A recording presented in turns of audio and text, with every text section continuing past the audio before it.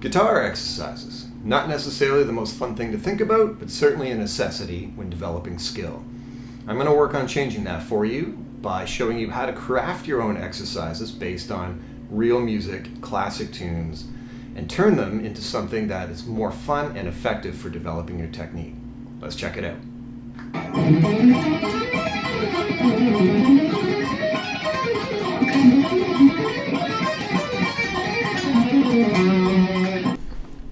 One of the funnest things you can do is take a classic tune and convert it into an effective exercise. In this case, I'm going to take the old R&B classic, sitting on the dock of the bay.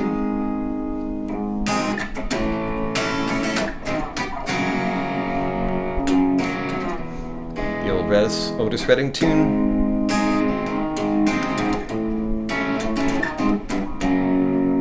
Right, everyone's probably heard that. The chord progression is made up entirely of major chords. So in this case, I'm changing the key to the key of E. I believe the original is G. I might be wrong on that, but I know it's not this case. So the key of E, the chord progression then would lay out as E major, G sharp major, which would normally be a minor chord in the key of E, so there's a little alteration here. A major, which is the fourth chord, and then he does this cool little chromatic descending thing from the 4 all the way down to the 2, 4 meaning the scale degree.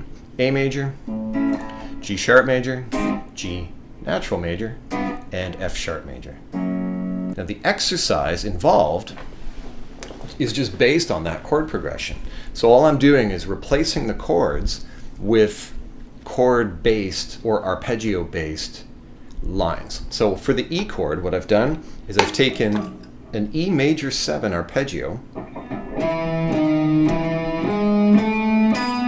with an extra A thrown in there to make it technically it's a 3-note per string idea here. 3 notes there, 3 different notes there.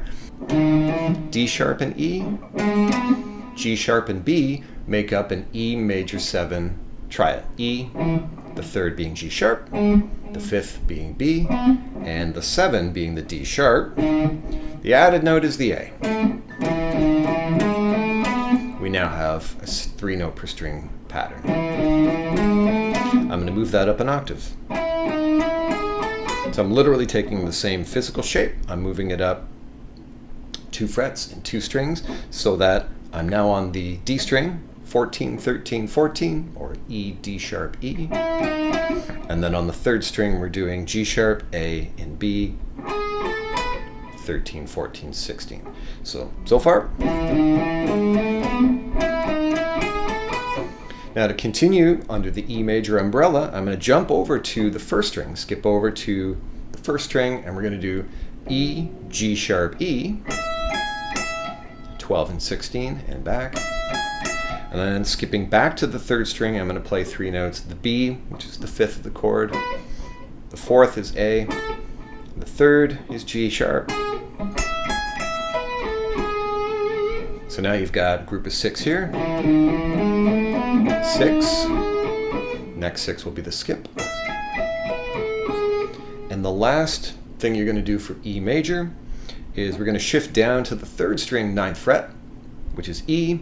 And we're going to do E, G sharp, E, kind of like we did on the 1st string. We're going to do it here on the 3rd string, 9, 13, 9. And we're going to wrap up the last 3 notes. I'm going to stretch over to the A string, 14th fret for B.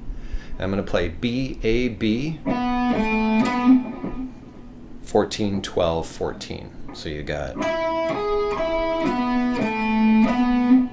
And fingering wise for that part, I actually do prefer to use my ring finger for the 12.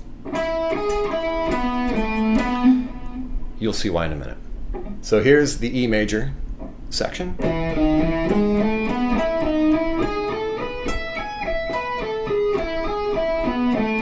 And the vast majority of the notes in that entire line are made up of the E major triad with the odd 7th added in there. We're on to the G sharp now.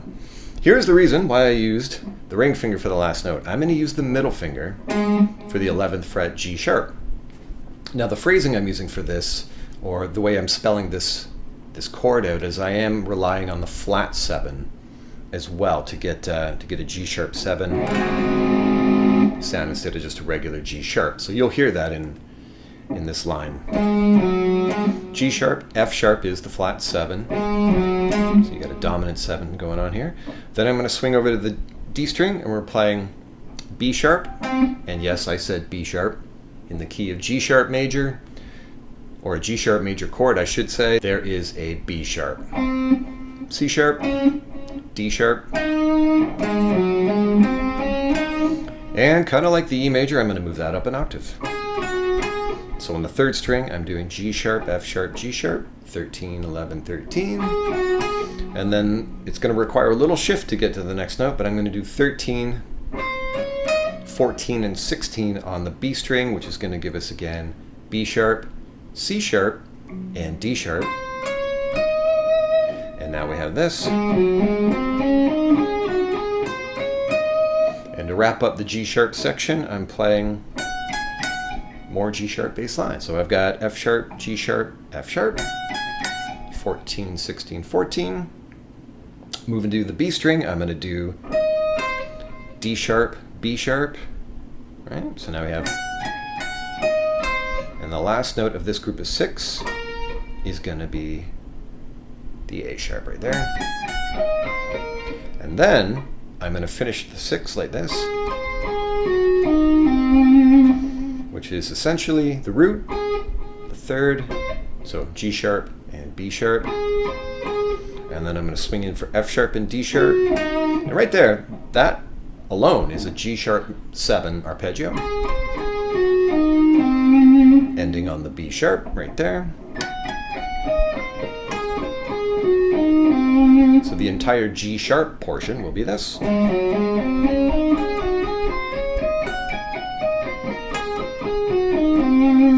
Now it's probably apparent at this point that this whole thing is made up of groups of 6 notes per beat, or sextuplets. And that's important to note because it can make it easier to learn when you realize that each little segment you're learning is a 6-note figure, which is actually pretty easy to remember and also moves around physically the same in a lot of cases too. Like for E major, the first 6 notes, you're just lifting that and moving it here. All right, so there's half the work done right there. Not so much for that, but it's still rhythmically 6 notes per beat. And for G sharp, same thing. And then 6, 1, 2, 3, 4, 5, 6. Now we're moving on to A major. A major, I'm going to start on C sharp, which is the 3rd of the chord. I'm going to move up to the A string 16th fret.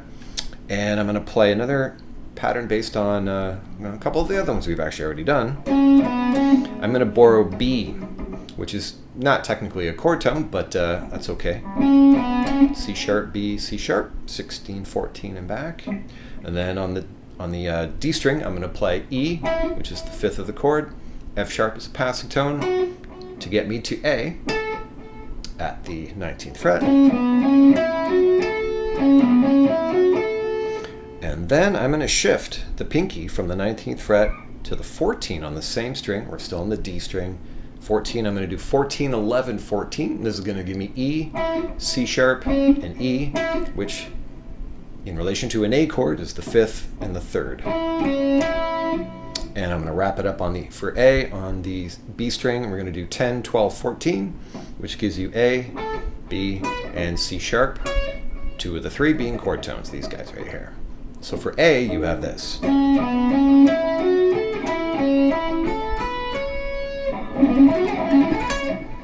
Okay, now at this point in the progression, you're going to get that rapid chromatic descent of the 4 chords, A, G sharp, G, and F sharp.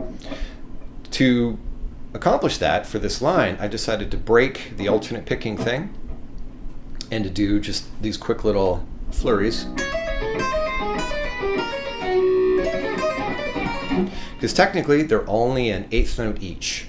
In the context of the actual song, each chord is only an 8th note. So you don't really have much time to do much other than that. So what I'm doing here is a 2-string triad as a hammer pull. I'm on the first string 9, 12, 9, which is C sharp, E, and C sharp. And I'm going to land on A. So this is an A major triad complete. That's it right there.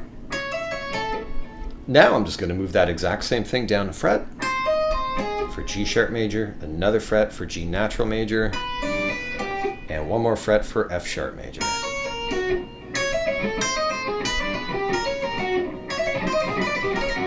Okay, and that takes care of the part. And finally, we have F sharp major, and that's going to go right here. I'm going to stay on the second string for a sec. I'm going to do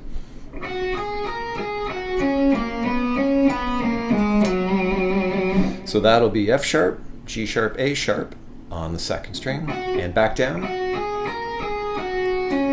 And then I'm going to skip over to the fourth string, 11th fret for C sharp. Now, if we're talking chord tones, F sharp's the root, A sharp's the third, and there's the fifth. So when I play the actual line, I've got a passing tone to fill in some notes to make it a 6-note figure.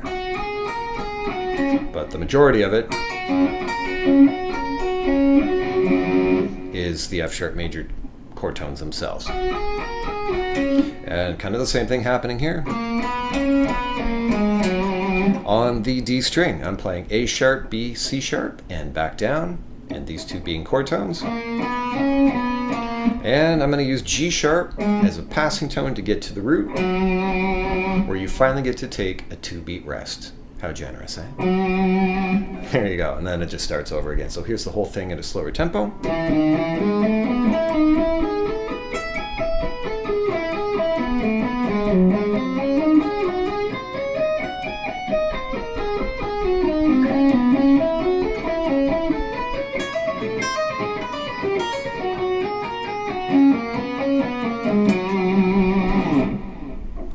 And here it is up to speed.